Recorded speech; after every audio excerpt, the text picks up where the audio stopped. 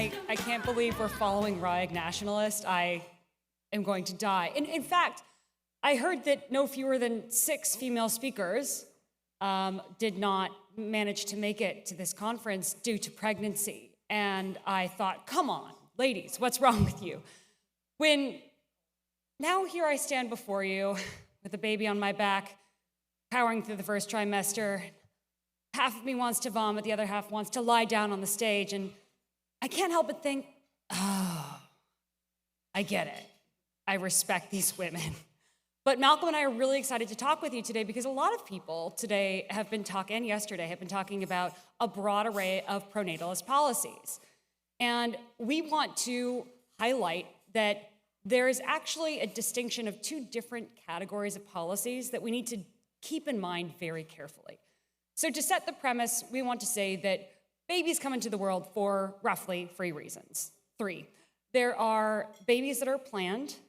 There are babies that Malcolm calls them Jesus take the wheel babies, parents who are open to children but not trying necessarily. And then there are what we call providential children, children who are the result of, you could say, uncontrolled lust. As a result, there are really, first I want to say there aren't really any Jesus take the wheel babies. I always used to think that most Catholic babies were based on people being open to children. And then I learned that Catholics were really the first to discover that the COVID vaccine was likely affecting female menstrual cycles because they are so dialed in on their cycles through family planning that they were able to tell that things were just a couple days off. These are not providential babies. These are not Jesus take the wheel babies. These are planned babies. So really, we don't think that, she's here somewhere. Catherine Pakalik interviewed there she is. She interviewed so many families who had over 5 children. You would think that a lot of them were basically open to children. Oh, only one was, correct? Yeah, she's nodding. So again, this is just we're not going to consider it a realistic group. So we're really looking at policies that empower families to have more planned children, all the planned children they really want, or they're policies that are converting uncontrolled lust into children. So can we go to the first? Perfect. This is a graph of declining fertility. You'll notice there's only one area where there's precipitous decline. This is among women under 24 years old. The decline is even more marked with women under 19 years old. What do you think is going on here? Well, clearly, we are seeing a very big decline in providential children. If we could go to the next slide. This is the same, not just in the US, which was what that graph represented, but across the world. In Latin America, for example, the primary drop in births is not among normal married couples who are adults, it's among women who are under 19 having providential children. So the logical conclusion to this would be, okay, this is a problem. We're seeing declining birth rates. We need to go back to converting lust into children. And I can understand the reasoning there. There's some complications. Now, the policies that involve this, and we've heard about a lot of them actually at this event, like controlling porn. Other examples are, no more condoms or different sex ed in schools. We get it.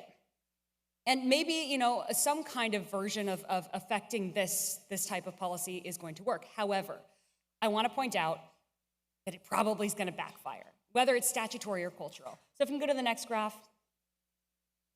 Our friend Arya Babu looked at countries that were predominantly conservative versus more progressive, based on questions like asking both men and women, would a child in kindergarten be disadvantaged if their mother had a job? So these are people who universally believe in sort of a more conservative or more progressive culture. They found that more conservative countries had lower birth rates. Why would this be the case? I mean, a lot of it, I think, comes down to this same phenomenon we're all familiar with, where when you pay someone to do their hobby, they do less of it.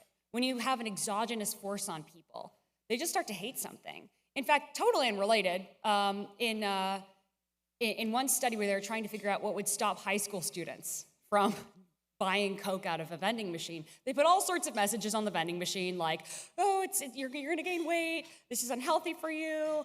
The only message that worked was, corporations are using you to make money by getting you to buy this. And then they stopped because they felt like they were being forced. So what we're seeing in so many areas, but also with fertility, is when you try to impose external pressures on people to do something that you want them to do, it tends to backfire. I'm gonna let Malcolm take it from here. So what this means is that for a long time in human history, evolution or God gave us these emotions where when we're exposed to certain environmental stimuli, we experience something called arousal. And arousal led to us having sex, which led to children. It turns out in a modern context, and increasingly in a modern context, arousal in humans has become an almost entirely vestigial emotion. I didn't realize this until I was having kids myself, and I realized that getting a woman pregnant these days feels a bit like Minority Report, where you're pulling up graphs, and you're like, okay, this time, we gotta get everything just right. And relating to arousal with FOMO or fear will kill you.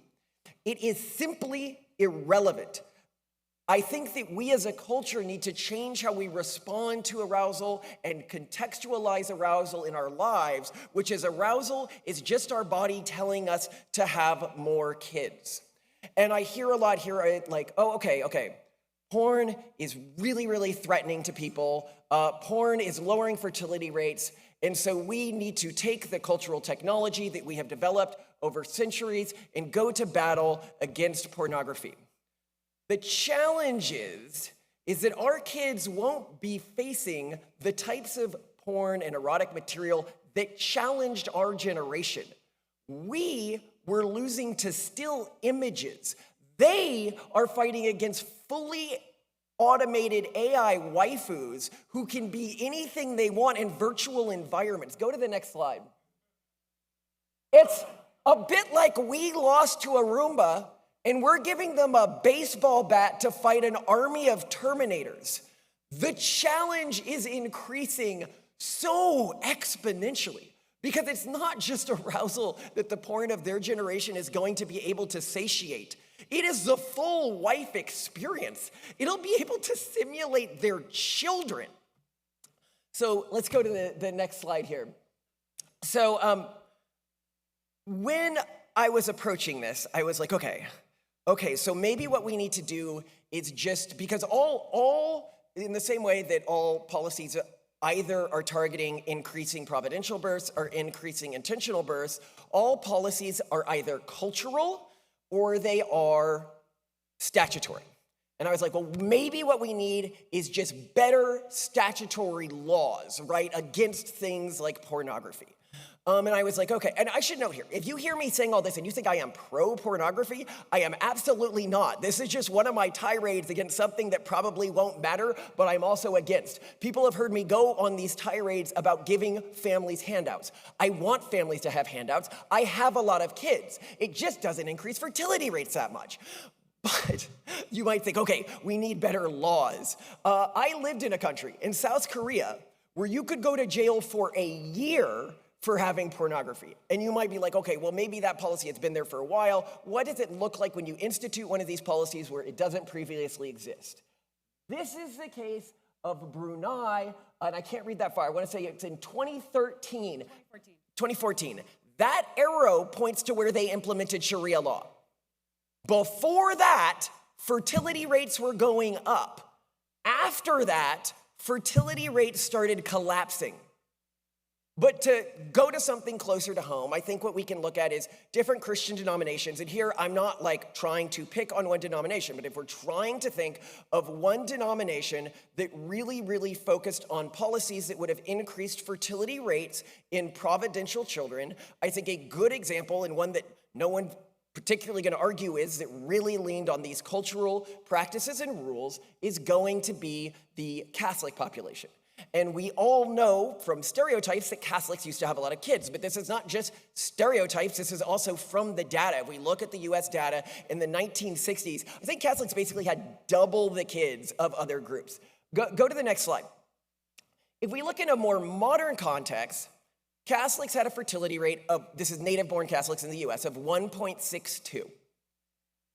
Now, the reason why that's horrifying is the average fertility rate in the United States is 1.6. The reason why that's extra horrifying is this 1.62 number is from 1992. That was the most recent number I could find of native-born Catholics. That should be horrifying. But it's not just the US. If you go to the next slide. Generally speaking, the less income a country makes, the higher their fertility rate is. But we see a very interesting pattern in Europe, where Southern Europe has significantly lower fertility rates than Northern Europe, despite Northern Europe being more secular. This shouldn't be happening, and yet we see this in the data. And so this leads us to a question, and I think it's a critical question for us as pronatalists to engage with, which is one, why did these cultural practices that in the 60s were so effective at increasing fertility rates all of a sudden stop increasing fertility rates and instead lead to lower fertility rates? If you go to the next slide, we'll begin to see what's happening here. Oh, sorry, Latin America. I forgot to get into those countries. This is one of my favorite graphs in all of pronatalism. The red line is the actual fertility rate of these various Latin American countries. All of those other lines are the UN projections every year. Now, we can get in whether the UN is lying to us, which I would say they are. I was talking to someone about this recently, and they go, well, they aren't really lying. They're just basing it on historic fertility projections. And I'm like, I'm sorry, what leading indicator says fertility is going to go up? And they're like, well, they don't really use leading indicators. And I'm like, what? But anyway, to the question of why is this happening now and it didn't happen before? If you go to the next slide here, what you can see is that the things that Catholics used to use at much lower numbers than other denominations, they just simply don't anymore. If you go to the next slide. In fact, here they note, not to read the whole thing, it's notable that Catholics in the sample were more likely to have used emergency contraception than other Christian groups. 23% of Catholics reported using Plan B compared to 19% of evangelicals. The only group more likely to use emergency contraception were those of no affiliation, 29%. And evangelicals don't have the same strict ban on this. And so something is causing this to be used at higher rates. Now, if you go to the next slide, what you're immediately going to think is, oh, well, the problem is Catholics includes a lot of people who are just culturally Catholics and not really Catholics, and that's messing up the data. This graph looks at how frequently they attend Mass. If you look at condoms, never attends Mass, uses condoms less than attends Mass every week. Depot shot never attends Mass, 31% had used it versus 16% every week. If you look at monthly, it's 14%, so less than that. So that doesn't appear to be what's going on here. If we go to the next slide, this becomes really, really terrifying when we consider across Christian religious traditions, because many of the Christian traditions, which are the ones that like I am culturally aligned with and would like to see survive, have tried to lean more into the, well, we'll just have more sex, and then that will lead to more kids. But as the speaker before us just pointed out, we are dealing with a biological battle here, and one we can attempt to fight on our own, but this battle is really, really hard for the next generation. We're not just talking AI waifus, we're talking mass infertility or significantly lower fertility rates.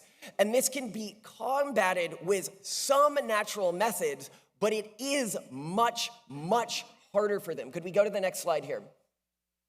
And then I have the problem that I always get here. When I talk to people about this, they go, oh, well, you don't understand.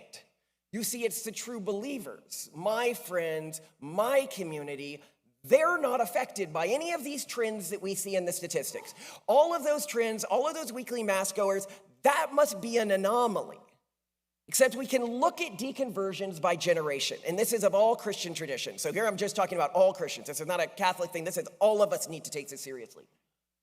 You see how millennials, their deconversion rate begins to fall pretty quickly when compared with previous generations. And now we've got Gen Z going off a cliff here. When people tell me, oh, all of my friends who are still in the church have a really high rate of this, that's like the famous survivorship picture from World War II where it's like they looked at the planes and they're like, we need to patch up the parts of the planes where when it was shot, none of them came back. It's a bit like looking at a field of our soldiers, and I go to them and I go, wow, it looks like we're doing really bad in this war. And they go, but all of our soldiers are healthy. And I'm like, what about all of the dead ones? And they go, why would I count dead people among my troops?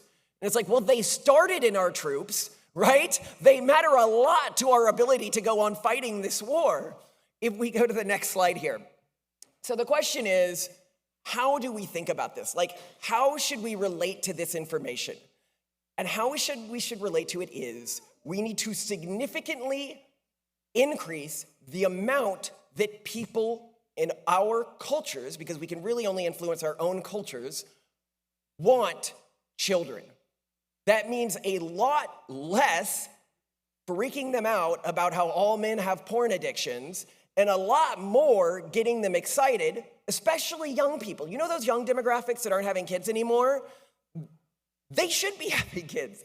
That's when you're still fertile. As fertility starts to collapse, they should be having kids. And so how do we get them to do that? And how can we do that as religious institutions? Well, I was talking to a young couple here who really changed my perspective on this. They said, well, we were planning to have a kid in our mid-30s. And our minister, we had moved to a new place. They had lived in Canada before. They moved down to Tennessee, didn't know anyone. Their minister in church said, hey, if you want to have kids, our community will make sure to help you with daycare and childcare when you need it. And I will do everything I can to make sure our community is there to help you. And they said, you know what, we're having kids right now. And they did. And then what happened next, they brought that kid in, and that kid was colicky and crying in church, and they had been shamed by their family and their local community, their closest support network, and saying, oh, you're not doing a good job because this child is crying. And the minister said, what are you doing trying to keep that child from crying at church? Let the baby cry. And as we've heard from other people here, if a church isn't crying, it's dying. And they said, you know what? We should have more kids. Because child rearing is not as hard as I thought it was. And so when we think about pronatalist policies, when we think about the policies that actually seem to, at a cultural level, increase fertility rate, it's one, getting people a community that can be there for them and help them get excited about having kids. Two, increase the amount that they individually want to have kids. Kids are really awesome. We should be telling people, one of the things I always wish I had been told is growing up, I was told you're going to go through this thing called puberty. And all of these things that used to be gross to you, all of a sudden, you're going to think that these things are super, super awesome, and they're going to become the obsession of your life, and this is going to happen to you because all your ancestors who that didn't happen to died out.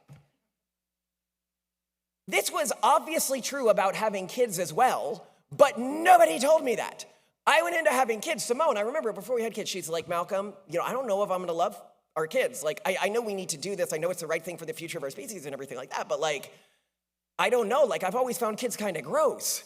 This lady thought that. Okay? Our biology is adapted for this. You will, if you can get them to, Pringles, once the top is popped, you just can't stop. Once you get to 3 or 4 kids, and you're in a community that's there to support you and help you with that, and you make this desire for kids endogenous, rather than focusing on all of these things that might cause someone to be so horny they just accidentally get somebody pregnant, that's how we're going to get through this. And this is existential for us as a species and as communities, because we have seen what happened to the communities that just said, we're going to have tons of kids, and we don't care about how we relate to them, and we're going to create a super strict environment for them. I remember the Quiverful movement. And I say I remember the Quiverful movement because they haven't been a big part of the pronatalist movement because they mostly died out. I remember 8 Passengers. Her own kids set up deconversion camps for their younger siblings. This is an existential issue for us. If we go out there, I really want it to be the case that we can just be like, okay, let's not politicize this. But unfortunately, we're in the United States. And that means we are looking out the window at the bodies of everyone else right now who had fertility collapse hit them much faster and much earlier than us. Our society has been taken over by a cult of breatharians, and we are stepping over their bodies.